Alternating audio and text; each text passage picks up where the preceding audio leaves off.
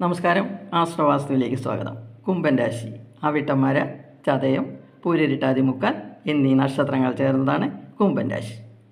കുംഭൻ രാശിയുടെ രാശിയാധിപനായ ശനി 2026 മേടമാസത്തിൽ ധനഭാവമായ മീനത്തിൽ മേടം 28 വരെ അഗ്നിമാരുത യോഗത്തിലാണ്. കൂടാതെ നീചനും അഷ്ടമാധിപനുമായ ബുധൻ്റെ യോഗം മേടം 17 വരെ ഉണ്ടാകുകയും ചെയ്യും. ജന്മത്തിൽ രാഹു 7ാം ഭാവത്തിൽ കേതുവും സ്ഥിതി ചെയ്യുന്നു.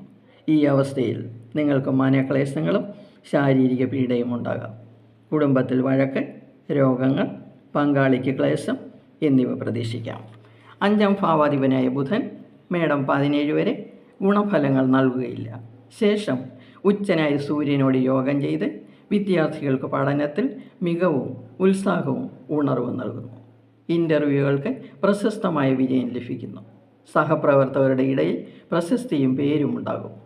ഉന്നത പഠനത്തിന് ആഗ്രഹിക്കുന്ന സ്ഥാപനങ്ങളിൽ അഡ്മിഷൻ ലഭിക്കും.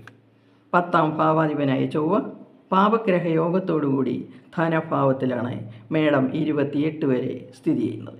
കർമ്മരംഗത്ത് പ്രവർത്തനം പുരോഗമിക്കുമെങ്കിലും സഹപ്രവർത്തകരുമായി വലിയ രീതിയിൽ പ്രശ്നങ്ങൾ ഉണ്ടാകാം.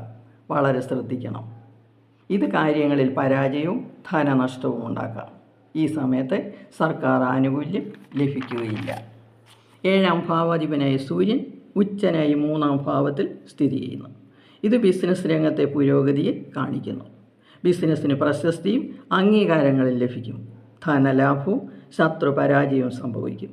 സ്ഥാപനത്തിന് സ്ഥാനമാന ലാഭം ലഭിക്കും. വ്യാഴത്തിൻ്റെ 5ാം ഭാവത്തിലെ സ്ഥിതി പ്രണയിക്കുന്നവർക്ക് അനുകൂല ഫലങ്ങൾ നൽകുന്നു.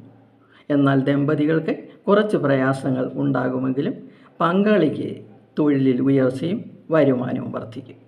വിവാഹാലോചന നല്ല രീതിയിലുണ്ടാകും. ആലോചിച്ച് തീരുമാനമെടുക്കുക. നിത്യവും ശാസ്താവിൻ്റെ കീർത്തനങ്ങൾ ജപിക്കുകയും ചെയ്യുക.